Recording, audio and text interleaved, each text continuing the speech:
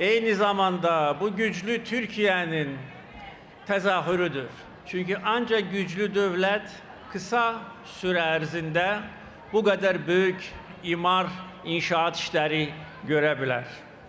Azərbaycan dərhal mindən çox ekibi, o cümleden arama kurtarma ekip üzvlərini, könülləri, doktorları Türkiye deprem bölgelerine göndermiş ve derhal işe başlamıştır. Azerbaycan ekipleri tarafından 53 insan dağıntılar altından sağ çıkarılmış.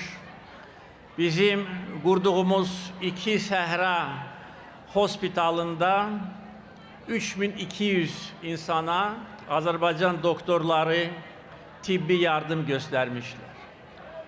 Azerbaycan her zaman Türkiye'nin yanında olup, Türkiye'de her zaman Azerbaycan'ın yanında olup.